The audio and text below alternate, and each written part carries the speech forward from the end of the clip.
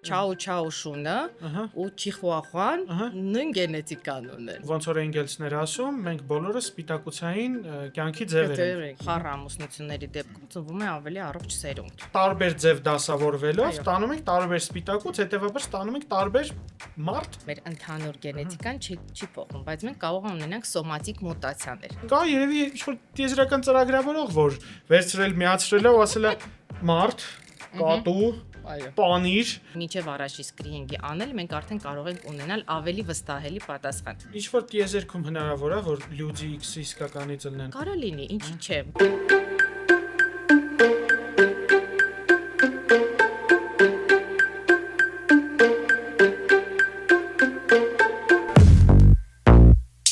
Ողջույն սիրելի ընկերներ, ողջույն սիրելի բարեկամներ, Spin IDS Agency այս գեղեցիկ տաղավարից, Dr. From YouTube-յան ալիքում նորից Medcast-ն է։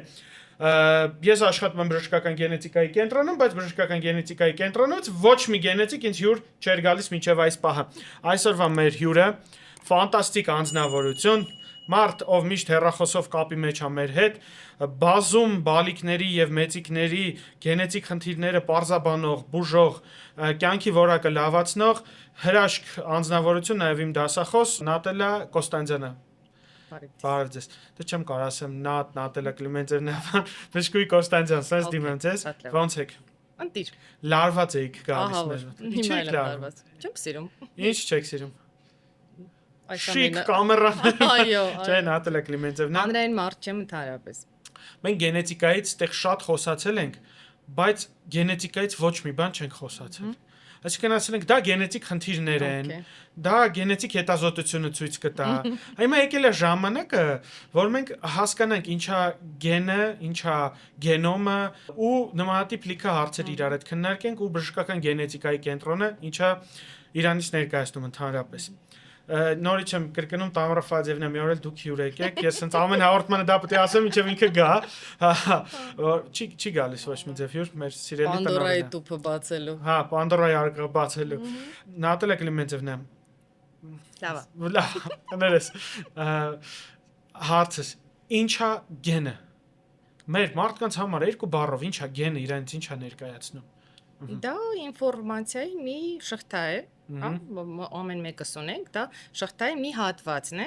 որը DNT է դեզօքսիրիբոնուկլեինաթթուի ինչ-որ հերթականություն է, տարբեր նուկլեոտիդների,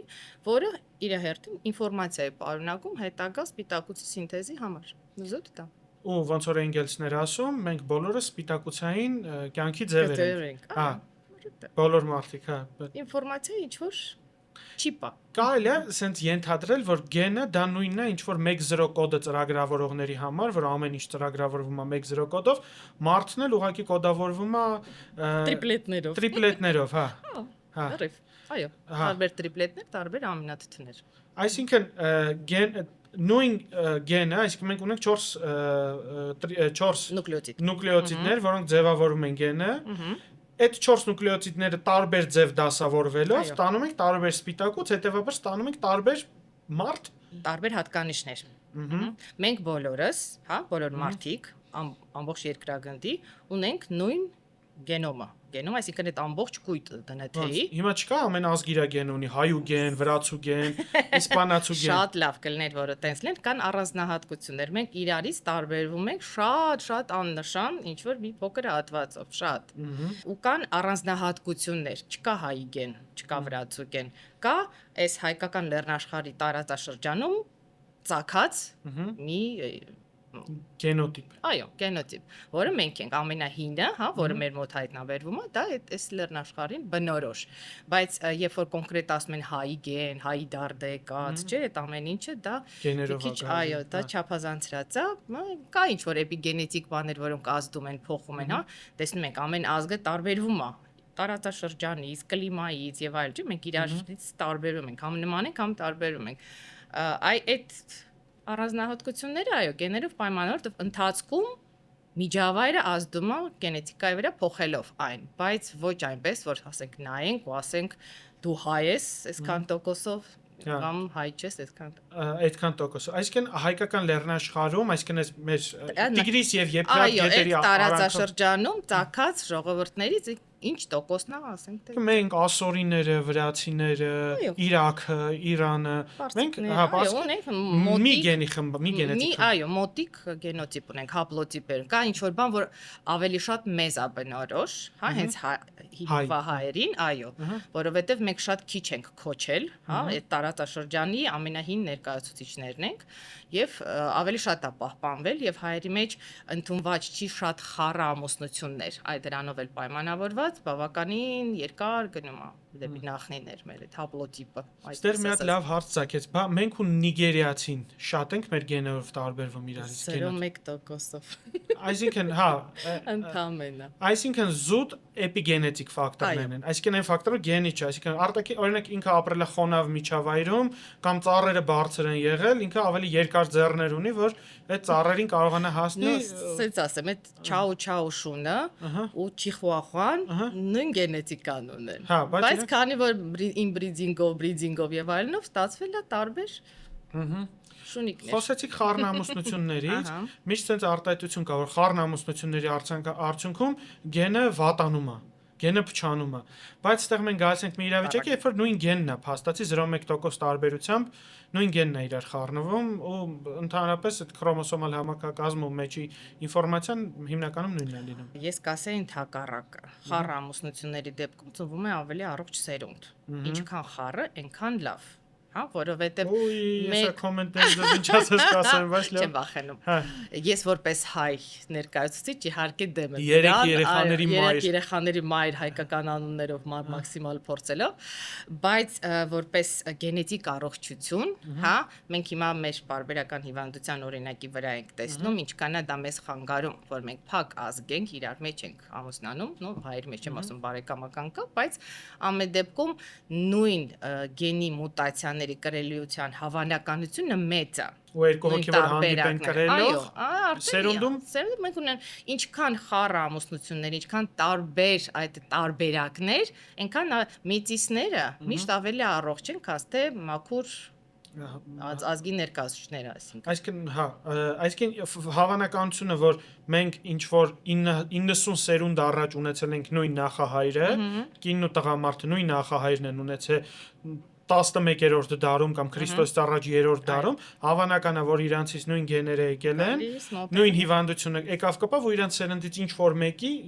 ասենք օրինակ բարբերականի դեպքում 25%-ի մոտ հոմոզիգոտ ձևը կունենանք հիվանդության, հա։ Ֆուրորային պատասխաններ, հա։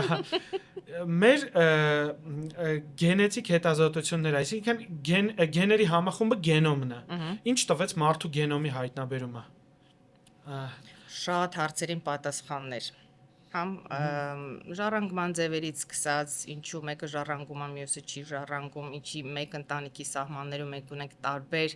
աստիճանի ծանրություն հիվանդության, հա, ոնց է ստացվում, որ բաց է թողնվում սերունդները, հետո մեկ էլ հայտնվում է նույն խնդիրը։ Մեզ գենոմի բացահայտումը տվեց նաև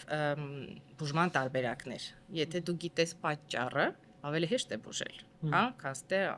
սիմպտոմատիկ բուժում անելը։ Դրա համար բավականին զարգացավ նաև գենոթերապիան այդ արդյունքում։ Շարունակենք գեներից խոսալ։ Գեները կյանքի ընթացքում կարող են փոխվել։ Մարդիկ այդ հետաքրքիր հարց են տալի, որովհետև օրինակ, պարբերական հիվանդությամբ դուք երևի ավելի շատ եք բախվում, երբ մեր գենում նման բան չկար, այս երեխեն մինչև 20 տարեկան լավ էր, գնաց լողի այնտեղ քյաբաբ կերավ ու այս հիվանդությունը ձեռք բերեց։ Կամ ամենասիրած տարբերակը պատվաստվեց, հա, հնարավոր է գենի վրա ազդել։ Так,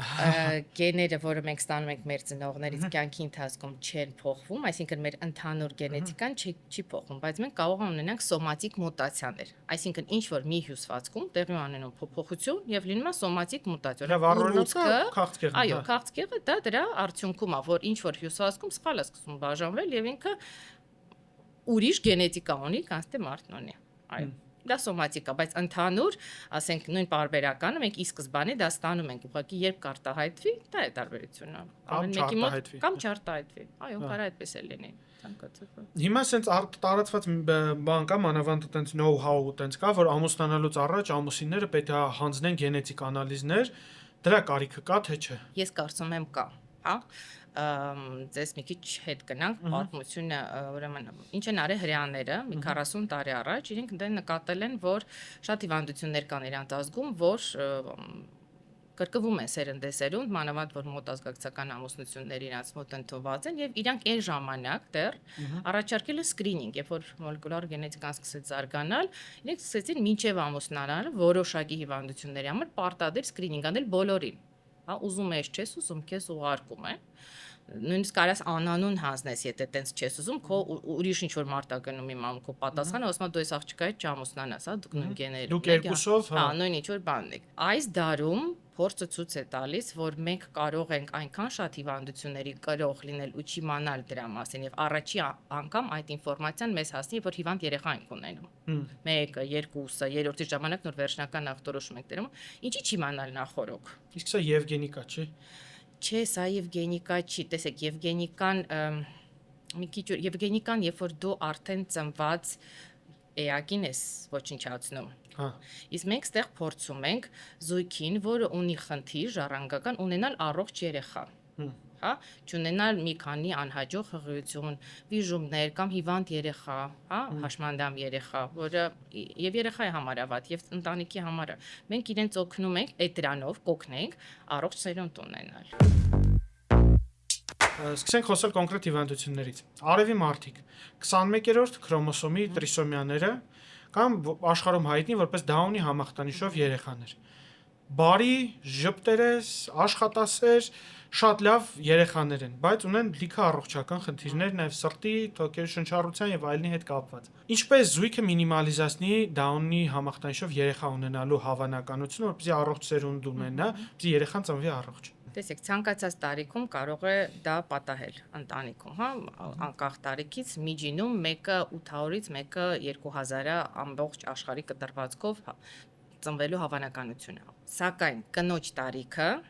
հատկապես 35 տարեկանից բարձր, կտրուկ բարձրացնում է ռիսկը դաունով երեխա ունենալու։ Երիտասարդ տարիքում երեխաներ ունեցեք եւ նախապես ստուգվեք։ Նախապես ասած կարող ենք ստուգվել հղիության առաջին ամիսներից սկսված մինչեւ 16-17-րդ շաբաթը։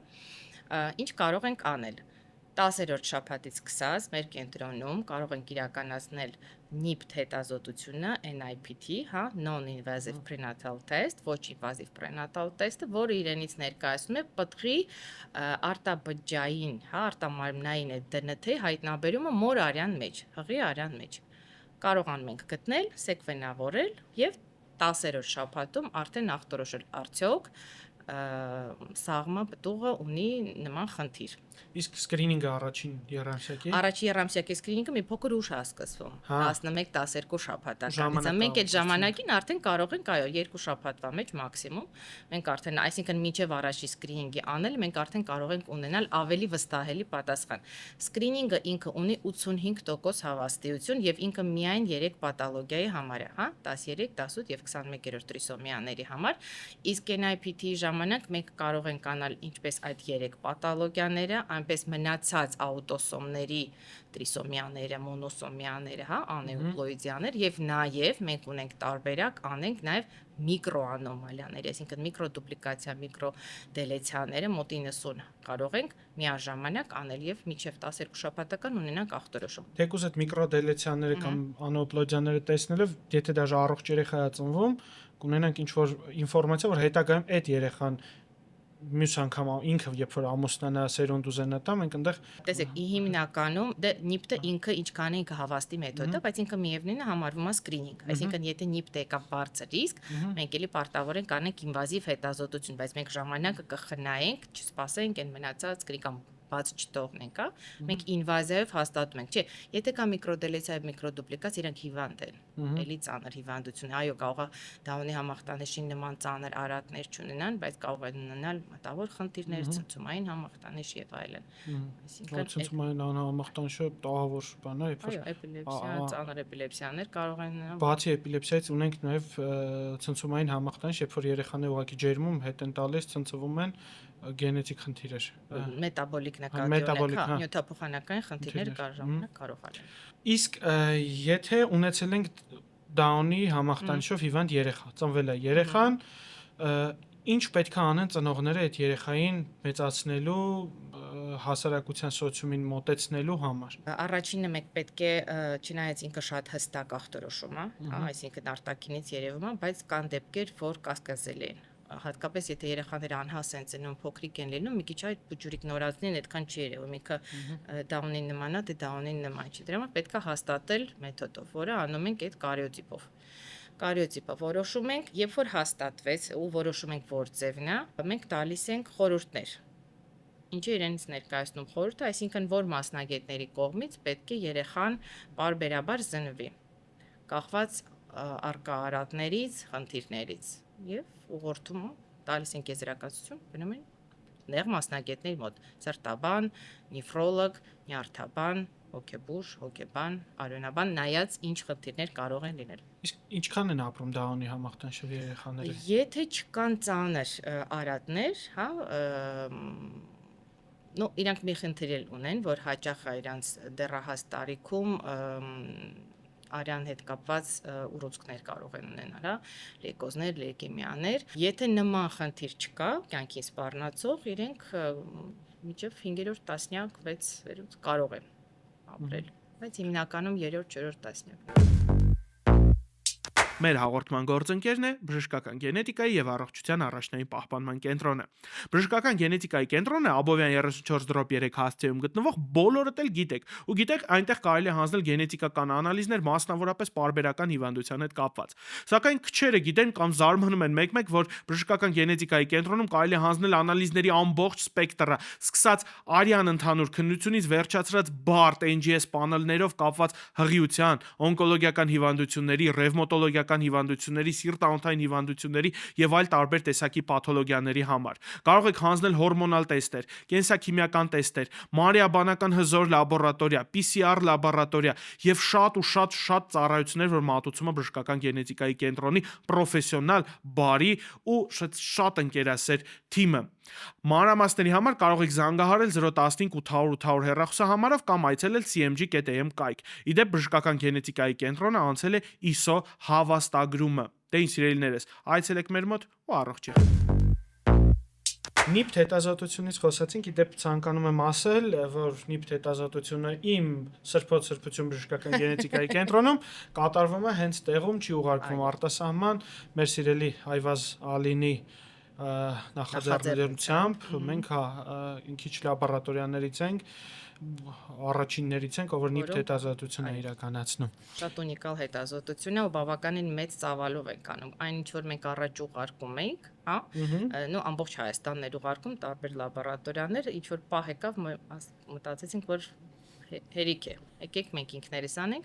ու ծավալը ավելի մեծ է, եթե այն ժամանակ այդպես մենք ընդամենը 3-4 հիվանդություն էինք ախտորոշում, հիմա մենք կարող ենք 140 հիվանդություն միաժամանակ ախտորոշել։ Վիժում է տեղի ունեցել, զույգը հղիացել է, կինը հղիացել է, վիժում է տեղի ունենում։ Ինչքանով է կարևոր արտավիժվածքի հետազոտությունը։ Շատ կարևոր հարց է, շատ լավ հարց է, որովհետև եթե մենք չգիտենք ինչից է վիժումը, մենք չենք կարող այդ ընտանիքին օգնել, հա, եւ ըստ ստատիստիկայի 60% եւ ավելը վաղ ժամկետներում վիժումը լինում է քրոմոսոմային խնդիրներից։ Դա ասվում էր առաջ, երբ որ ինչ որ չափով արվում էր հետազոտություն, հա։ Իսկ հիմա մենք հնարավորություն ունենք հենց այդ արտավիժվածքի այդ նյութի հետազոտությունը անում ենք մոլեկուլար կարիոտիպավորում, այսինքն ոչ միայն խոշոր քանակական եւ ստրուկտուրային փոփոխություններն ենք նաեւ միկրոանոմալիաները, եւ մենք հստակ կարող ենք ասել, արդյոք այստեղ կար գենետիկ խնդիր, որի պատճառով ընդհատվեց հղիությունը եւ արդյոք այդ խնդիրը կրկնվող է։ Դա շատ կարևոր է։ Կարող ենք հաղթահարել թե ոչ այդ խնդիրը։ Ու հնարավորություն կունենանք հասկանալու այդ զույգը օրինակ գնա պրեդիմպլանտացիոն դիագնոստիկայի, այսինքն PGD կանեն հաջորդ քայլով ու բան, որովհետև զույգերը են լինում 4-րդ, 5-րդ վիժումից հետո են նոր 4-5 վիժումը զույգի համար դա արդեն ծանր է, ստրեսային է։ NGS հետազոտությունը, որ մենք անդադ խոսում ենք NGS-ն ի՞նչ է։ Բառացի Next Generation Sequencing, այսինքն այդ DNT-ն, որի մասին մենք միջև այդ խոսում ենք, այդ նուկլեոտիդների հերթականությունը, դա այդ հերթականության պարզումն է, այսինքն մենք ունենք նորմալ հերթականություն եւ մենք այդ պացիենտի հերթականությունը համեմատում ենք դրա հետ։ Արդյոք այդ 1 2 3 4 5 այդ տեղերում նույն նուկլեոտիդն է գտնվում, թե ոչ, եթե կա փոփոխություն, մենք նայում ենք այդ փոփոխությունը պաթոգեն է, պաթոգեն չի, հիվանդություն կառաջացնի, այսինքն սպիտակուցի սինտեզի փոփոխություն կլինի։ Եվ դա այդ ամեն հատվածի այդ սեկվենավորումն է, այսինքն մենք տեսնում ենք ճիշտ հերթականություն է արդյոք պացիենտի մոտ, թե չէ։ Ու եթե սխալ է լինում հերթականությունը, հասկանում եք Այդ հիվանդությունը կարող է որտեղ է։ լինի, այո, դա մուտացիա է կոչվում արդեն այդ սխալ հերթականությունը։ Ինչ որ տիեզերքում հնարավոր է որ Люди X-ի իսկականից լինեն, ու ասենք կամ չգիտեմ Spider-Man-ը, կծի գենի մակարդակում մուտացիա լինի ու ես վերջապես կարողանամ թռնեմ ու պաոդինա ձեռնից կրակեմ։ Սա ինձ մանկուց հետաքրքրող հարց է։ Ասեմ չէ, հետո մեկ էլ լինի։ Ինչքան ես գիտեմ, նման բան, կարա լինի, ինչի՞ չէ։ Մենք շատ ունիկալ դեպքեր ենք ունենում փոփոխություններ ունիկալ փոփոխություններ, որ մուտացիա է, բայց ասում ես լավ, այս գենը այս ինչ ունիկալ էր, որ բերեց այս հիվանդության, հա, այս փոփոխությունը եւ ինքն էլ կրկնվող չի։ Նու Spider-Man չգիտեմ, բայց նմանատիպ բաներ, դե մուտացիան Օրինակ Աֆրիկայում ցեղեր կան, որ ունեն պոլիդակտիլիա, ձեռքին ունեն 6 մատ։ Ու մեծ ցեղ չէ, այնտեղ քանի հազար մարդիկ։ Հաոտոսում դոմինանտ ախտանիշ է, ոչ մի ուրիշ գանգատ չունեն, մենք բազմամատուցի։ Հա, 6 հատ մատ ունեն, դա մուտացիայի, հա։ Հիպերտրիխոզը ականջների մեջի մազը, ինքը առաջի հիվանդություններից էր, որ հայտնի։ Y-ի հետ, այո, փոխա։ Հա, որ հորից տղա որդուն է ճանաչում է, դա պապանա, տղանա, թե տղան Հա, չի։ եթե ականջի մեջ երկուսին է մազը աճում, հա։ Ուրեմն օքեյ է իմնա։ Չէ, ես իմ որ տղեն եմ։ Կարելի է, այո։ Իսկ բացի ինչ որ ունիկալ դեպքեր, օրինակ մարդը 6 մատի տեղ ունի 3 երիկամ, 2 սիրտ, ու նմանատիպ դեպքերը հանդիպում են Հայաստանում, թե չէ, աշխարհում դե լինում են դեպքեր։ Ես երեխա եմ տեսել, երիկամը կրսկավանդակում է եղել։ Հա, հետո իջացրել ենք։ Դիստոպիա է եղել, բայց կրսկային դիստոպ, թոքի կողքից պոչկա ենք իջացրել։ Աշխատող պոչկա։ Հա, թոքի կողքից 14 տարեկանում է հայտնաբերվել։ Ու հետո նորմալ աշխատելու։ Հա։ Դե ես չէի վիրահատողը, պրոֆեսոր Մեդվեդևն ու պրոֆեսոր Պարխանովն էին վիրահատողը, դրա համար աշխատում է։ Ունեցել եմ պացիենտ 3 երիկամով, նու մեկը ոնց որ երկատվել էր, բայց բավականին մեծ էր։ Երկատված երիկով շատ Չէ, կա։ բայց ինքս այդ բավականին մեծ սիրուն երիկամներ էր ու ինչ որ ունեցել եմ։ Դե դեքստրակարդիան կա, հա, աջ կողմից, հա, ու մի դեպք ունեմ, ի դեպ իմ ծանոթներից էր, որ 2 երեխա է հասցրել կինը ունենալ եւ այլն, արդեն 40+ տարիքում ինչ որ պատահական իրան լավ չի զգացել, նոր ժամանակ հայտնաբերեն որ սիրտը աճի։ Սիրտը աճ կամեց։ Նո, դա էլ մահացու պաթոլոգիա չի ինքը։ Հա, դա կա դեքստրակարդիա, որը խնդիր է, այսինքն ինքը զուգորդվում է այլ խնդիրների հետ, ուղեղի եւ այլն։ Բայց կարա լինի ուղղակի այդպես ուղղակի աճ սրտը։ Սխալ է ձևավորվել, կարա լինի ընդհանրապես բոլոր օրգանները, հա, զիտուսին versus լինի լարդը լինի ձախից, փայծախը աճից եւ այլն։ Հաջորդ հարցը՝ մարդու բնավորությունը։ Կոդավորում են գեները։ Երբ որ մարդը բռնկվող է, տաքարյուն է, խաբեպայ է, չգիտեմ, հնարավոր գենով հաֆերիստ է, հնարավոր գենով որոշել, օրինակ սա ապագա մարդասպան է։ Ամեն մարդու մեջ ամեն ինչ էլ կա։ Հա։ Կա եւ սպիտակ հրեշտակ, կա եւ ուրիշ տեղից հրեշտակ, հա, նույնն էլ գեներում, այսինքն ամեն ինչը կարող է լինել, կախված է նրանից, իհարկե կան հատկանիշներ, որ մեկ գենով են պայմանավորում, կան հատկանիշներ, որ մի քանի գենով են պայմանավորում։ Այ դա արդեն եթե մի քանիսն է, ինքը կարա լինի փոփոխական։ Այն առումով, որ եթե դու զարգացնես այս ինչ հատվածը, այս ուղղությամբ կգնա, նույն մարդը կարա զարգացնի ուրիշ հատված։ Իսկ էպիգենետիկ ֆակտորներից Այո, էպիգենետիկ ֆակտորներ եւ հիմնականում, այո, բնավորությունն էլ է շարժանքում։ Դուք չեք նկատել, որ նույն ընտանիքում, նույն ձևի քայլքը մեր տունը չէ, մեր տունը շուտ հանգիստ, բան ռազմերինի կյանքով ապ ու ես մոտանտ։ Ես ուզում եմ հասկանամ ինձ որտեղից են եկալ մերոնք, հա։ Մանեկի, մանարի բան է, կարզինը չկա որտեղում։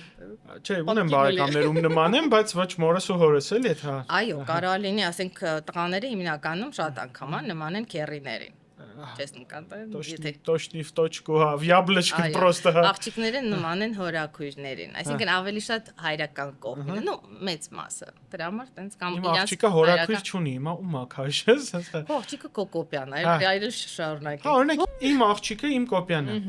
Այսինքն ինքը ստացել է ինձանից իմ X-ը։ Ես ունեմ ավել քաշ։ Չգիտեմ, այնտեղ բնավորության գծեր ունեմ։ Ինչքանով հավանական Ալիսան էլ է չաղանալու կյանքի ինչ որ պերիոդում։ Չաղանալը դա միանշանակ չի, բայց մենակ մի հատ X չի ստացել, չէ՞, 23 հատ քրոմոսոմ է ստացել, 23-ը Դե հա քեզանից խելքից ով է գեղեցկու յետել այնց նիջառանգ է հա 23-ը քեզանից 23-ը մամայից, բայց նայած որ հատկանիշն է ուժեղ, դա էլ արտահայտվում է, հա, ոնց որ ասենք մուկ մազերը, բաց գույնի մազերը, այդ գույները, գանգրությունը կամ ավելի դոմինանտ է ուղիղ մազի հանդեպ եւ այլն, նման բաներ։ Հումորի զգացումը, հա, դոմինանտ է։ Ինքը դոմինանտ է, չէ, ինքը միանշանակ։ Մաման հումոր չունի։ Օրինակ իմ մաման հումորի զգացողությունը շատ թույլ է, բայց papaիս կողմը շատ ուժեղ է։ Մամաս շրջանակ որ հումոր եմ անում, հետո մամային բացատրում եմ, մամ հումոր է, հետո չնեղանում է։ Բայց ես թվում է սա մամաներն են տես։ Դուք տղա ունեիք, չէ։ Այո։ Ձեր տղան որ հումոր է անում, նեղանում եք։ Ինքը հումոր չունի։ Աստի որ ընտանեկան իրավիճակներ են քննարկում, չի նայելու մեր հաղորդումը, չէ։ Հա, դժեք ասեմ, ման ոնց ես հումոր չունեմ, հա, որտեղ կնեղանա։ Վես հետազոտությունը։ Ինչ է վեսը իրանից ներկայացնում։ Վեսն էլ բացեմ, հա, WES, whole exome sequencing։ Իրականում դա NGS հետազոտությունն է, ուղղակի ամբողջ DNT-ն, որը exome, այսինքն ինֆորմացիա տանող է DNT-ի սեկվենավորումն է։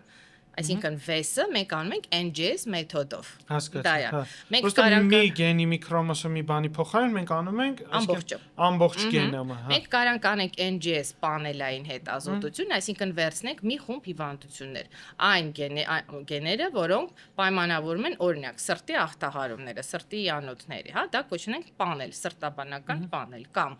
այն գեները, որոնք պայմանավորում են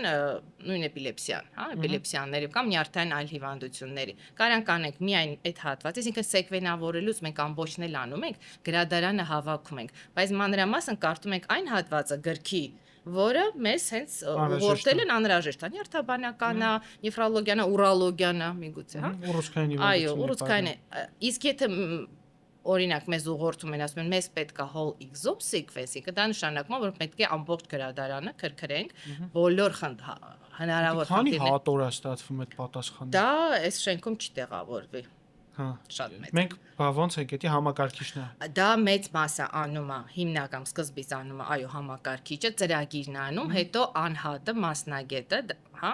բիոինֆորմատիկայի մասնագետը հատ նայում է բոլոր այդ բաները, արդյոք իրական է, իրական չի, սա պաթոգ համեմատում է այլ այսինքն ամբողջ աշխարհում կան այդ դատաբազաները, բոլորի հետ համեմատում է, ինքը պաթոգեն է, պաթոգեն չի։ Ես դες ուրիշ բան ասեմ, կարա լինի օրինակ որը ես չեմ սիրում, վուս ենք կոչում, հա, various unsignificant, այսինքն որը անորոշ նշանակության է, uncertain significance, դու չգիտես, ինքը կա փոփոխությունը, բայց արդյոք այդ փոփոխությունը հիվանդությանը կբերի, թե չի բերի, բայց դու իրավունք ունես, եթե ոչ մեկ չի նկարագրել, հա, համաշխարհային, դու տեսնում ես, որ ինքը այս գենի մուտացիան բերում է այս ինչ խնդիրների դու կարող եթե ծնողներին էլ մանավանդ հետազոտում ես ծնողը չունի դա, այսինքն առաջինն է այդ տանձը, դու կարաս հանգիստ ասես, ինքը uncertain չի, ինքը պաթոգեն է, ինքը լավ էլ որոշակի անորոշ չի։ Այդտենց իրավունքեր ունենք, բայց իհարկե մեծ աշխատանք է պահանջում մեզանից։ Այսքան գենետիկայի մեջ լնելուց, այսքան տեսնելուց, որ կոդավորված է ամեն ինչը, դուք Աստծուն հավատում եք։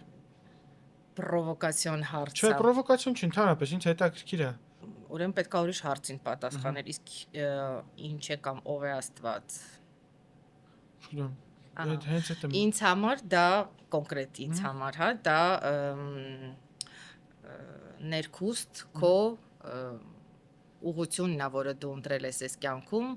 չսպանել, չվնասել, չխաբել եւ այլ։ Ես որպես բժիշկ կդժվարանամ ասեմ, որ կա ինչ որ մեկը, որ այս ամեն ինչը կառավարում է, բայց կա նաեւ ինձ համար զարմանալի պահեր, որ այս ամենը չէր կարա ինքն իրեն ստեղծվեր։ Սա կարա պատահական լինի, որ օրինակ պատահական 4 նուկլեոտիդ են հայտնվում, պատահական 4 նուկլեոտիդները միանում են։ Հետո այդ պատահական 4 նուկլեոտիդները ջրում դառնում են մոլեկուլ, մոլեկուլը դառնում է միաբջիջ կենդանի, միաբջիջ կենդանին բազմանում դառնում է բազմաբջիջ ու տենց դարեր շարունակ տենց մի հատ շատ վաղուց լսել եմ մի հատ վարկած չէ, տարբերակ, հա, որ խոսում են ու ասում են, որ հավանականությունը, որ այս ամեն ինչը պատահական իրար կպավուսեն զարգացավ, նույնն է, եթե դուք նստացնեք կապիկին, հասարակ կապիկին, ու ինքը անսխալ նստի տպի այդ Տոլստոյի Վայնայի միրը, բոլոր այդ հատորները անսխալ ծերից ծել ինքը նստի պատահականության սկզբունքով տպի։ Կա հավանականությունը 1-10, չգիտեմ քանիսին, հա, բայց դա շատ քիչ է որ սա պատահական է, բայց Իսկ կա ինչ-որ տիեզերական ծրագրավորող, որովհետև ես վերջերս սերիալ եմ նկարել Apple TV-ին, Pluribus էր անունը, ու սերիալում հետաքրքիր սցենա կար, երբ որ ուղարկում են կոդ այմոլորակայինները երկրի վրա, ասում է, բայց սովորական տեխնիկական կոդ չի, 2 թիվ չի, 4 է դա, նրանք հասկանում են, որ վիրուս է բան արած, RNA DNT վիրուս է, 4 կոդով, այսինքն adenosin, guanin, հա, մեր DNT-ի մասնիկներն են, նուկլեոտիդներն են, ու ինձ ես կա երևի ինչ-որ տիեզերական ծրագրավորող, որ վերցրել, միացրել է ու ասել է մարդ, կատու Պանիր, դու հա, էտա գալիս, որովհետև եթե պանիրն է ունի դնթե, շատ հետաքրքիր չէ։ Հա, չէ, օրինակ եմ ասում, հա։ Չէ, բոլոր տենց ասենք դու սա տառականների պոպուլյացիան է, սա կորոնավիրուսն է, էտա։ Ու ինչի համար են իրանք։ Ու ինչի համար են իրանք։ Դա համար ինչ-որ հա, հաստատ ինչ-որ բան կա, բայց մեր իմանալիք չի, կարծում եմ։ Հիվանդություն որ մի անգամ եք տեսել կյանքում, տենց շոկի մեջ եք, որ տենց հնարավոր է։ Օրինակ իմ մոտ մի անգամ մի տարվա մեջ 2 անգամ եղավ դելաշապելի համախտանիշներ։ Երբ որ իմ մոտ գալիս էր տղա, գենետիկ հետազոտությունը պարզում էր, որ ինքը կին է։ Աղջիկա։ Իսկ ձեր մոտ ինչն է տենց շոկ առաջացրել։ Ես ասեմ գենետիկ հիվանդությունները իրանք շատ հազվադեպ են, հա, 7000-ից ավել հիվանդություն է, բոլորն էլ շատերը հազվադեպի մեջ են մտնում։ Մենք տարվա մեջ կարող ենք 1000 հատ մի հատ այդ հազվադեպերից ունենանք, ամեն անգամ շոկ է լինում, նու եթե տենց դելաշապելից խոսեցինք, ունեի պացիենտ, էլի տենց անհասկանալի սեռական օրգաններով, բայց հիմնականում որպես տղա էր դիտարկվում, երբ որ ախտորոշիչ այդ լապարոսկոպիա արվեց, որ տեսնեն ամորձիա թե չէ, ոնց որ ամորձիներ էին, բայց երկուսը մի կողմից էր հերիք, չի, ու վիրաբույժը ասում է, որ իմ աչքին ինքը նման է ձվարանին։ Մենք արեցինք կարիոտիպ, պարզվեց, որ ինքը XY է, այսինքն տղա է, արեցինք SRY գենը, այսինքն Y քրոմոսոմի վրա, այո, այսինքն դա էլի կար, բայց հյուսվածքը, երբ որ բիոպսիա արվեց, ձվարան էր։ Ձվարան էր։ Հա։ Հետաքրքիր բան է, էս բնությունը։ Հա, այն ինչ որ միֆոլոգիայում մենք կարդում ենք, հա, շատ հաճախ դա հենց այնպես չի, այդ մարդու հնարածն է էլի միֆոլոգիան, ինչ որ տեսել են, իրենք տենց միֆերի տեսքով են պատմել իրար։ Հիմա մենք այդ պացիենտներին տեսնում ենք, հա, այդ նույն գերմաֆրոդիտը, հա, որը եւ կնոջ եւ տղամարդու օրգաններ ուներ եւ այլն։ Բարնումի կրկեսը, որ տարբեր տեսակ մարդիկ են մազերով, ամեն ինչ տարօրինակությունները շատ են, հա, ու ինչ է նորմալ, դա լա։ Դա լա շատ հետաքրքիր հարց, հա, որովհետեւ մենք խոսում ենք ու դու չես հասկանում նորմալ որն է, որովհետև անալիզներ ես նայում մեկ հիվանդի, տենում ես շեղում, բայց ասում ես քո համար նորմալ է։ Նայում ես 2 մետրանոց մարդու, փայծախը մեծ է, ասում ես նորմալ է։ Այո, նորմալ։ Քոնը պետքա տենց լինի։ Ախր նույն սպերմոգրամայի նորման։ Դե գրքերը գրականությունն ասում, չկա նորմա։ Կա ինչ որ նորմալիզացված թվեր։ Հա, բայց 190 միջինացված, այո, որը կարող է դու միջինից դուրս գա։ Մեկի հեմոգլոբինը միշտ բարձր է։ Որովհետև ինքը սարերում է ապրում, քթի միջնապատնե ծուռը։ Պապունն էլ է տենց եղել, պապունն էլ է տենց ապրել,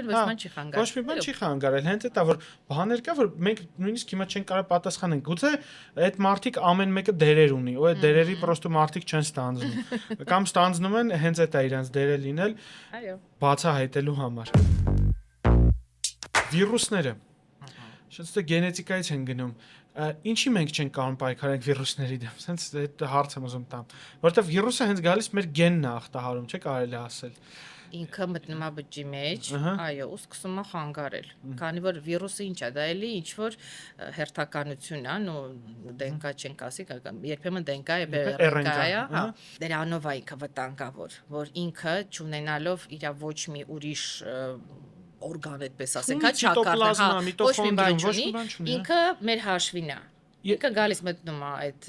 սկսում է խանգարել, ու մենք երբ որ պայքարում ենք վիրուսի դեմ, մենք ստիպված ենք այդ բջիջը սպանել, որ պայքարենք, հա։ Դա մեր իմունիտետն է, երբ որ պատասխանում ենք վիրուսային հիվանդությունների ժամանակ, սկսում ենք վատը զգալ մեզ, ըհը։ Այսինքն վիրուսներ հնարավոր տեսակներ, օրինակ նայեք, կա վիրուսային կոդեր, չէ՞, որ դնում են ծրագրի մեջ, ծրագիրը խափանում է, կա վիրուսներ, որ կարող են գենը խափանել, գենի, չգիտեմ, այնտեղ տարբերակումը խաթարել, գենի փոխանցումը խաթարել։ արդեն ծնված մարդու մոտ Հա։ նո տենց ինքը ամբողջ բոլորը չի կարա փոխի, բայց կարա փոխի օրինակ իմունային պատասխանը, հա, ինքը միավի պես, այո, ինքը իմունային պատասխան է փոխում։ Եկեք լավ վիրուսներից խոսենք։ Չէ՞ որ մենք տարբերակ ունենք վիրուսով բուժել։ Հա, նույն գենոտերապիան, դա ի՞նչ է։ Հա, իրականում առաջի քայլերը գենոտերապիայի հիմնված էր հենց վիրուսների ներմուծմամբ, հա, մենք վերցնում ենք ինչ որ վիրուս, հանում ենք իր վիրուլենտ հատվածը, այսինքն որը վնաս է տալիս, իր մեջ մտցնում ենք այն հերթականությունը, որը պետք է աշխատի ու վերցնում ենք օրինակ եթե լյարդում պետք է աշխատի այդ DNT-ն, լյարդը, այո, ինքը ներմուծում էին, վիրուսը գնում էր նստում էր լյարդում ու սկսում էր ճիշտ այդ DNT-ի հերթականությամբ ճիշտ սպիտակուցի տեսել։ Այո, այդ այսինքն մենք վիրուսը ինքը իհարկե շատ դեպքերում եթե ինքը վայրի վիրուս այսպես ասած մեզ խանգարում է, բայց մենք կարող ենք իրեն սանձահարել։ Դառնա ֆլեշկա, որը տանում է մեջի ինֆորմացիան տալիս ու սկսում է ճիշտ աշխատել այդ հերթականությունը, այսինքն մենք օգտագործում ենք սանձիկը հագցնում ենք շատ հետաքրքիր է։ Նատալիա Կլիմենտևնա մի հատ գիրք կասեք, որը մարդկանց խորհուրդ կտակ կարդալ, գեղարվեստական, ձեր սիրածներից։ Ինձ թվում է դուք չեք ասելու, ես ժամանակ չունեմ կարդալու եւ այլն, դուք կարդացեք։ Հայտարարությունն է, վերջին տարին շատ քիչ եմ կարդում, ու իմ աղջիկն է կողքից ինձ բզում էս կարդա, նո ես սիրում եմ Դեն Բրաունին։ Նո հիմնակոդ Դա Վինչին ինձ համար հայտնագործություններ շատ հավանել եմ, իհարկե շատ բաներ կա վախացնում, բայց իրան հա ոճը գրելու ու թեման ընտրած շատ հետաքրքիր է։ Շնորհակալություն սիրելի դիտողներ, մեր հյուրը բժշկական գենետիկայի կենտրոնի բժիշկ գենետիկ Նատալիա Կոստանդյանն էր, լավագույններից մեկը իր ոլորտում, դա ինչ ճիշտ մեր կլինիկայում լավագույններով ենք հավաքված։ Մերսի հետաքրքիր զրույցի համար, մերսի անկաշկան զրույցի համար։ Լավ մնացեք, իսկ դուք չմոռանաք բաժանորդագրվել ու ձեր երազանքի հետևից գալ Spin IDS Agency, որտեղ կունենաք ձեր ոդկասթը, ձեր տունն ու տեղը, ձեր ռեժիսորին, մոնտաժնիկին, որ խելոք բայ կոֆե կտանք։ Պակա։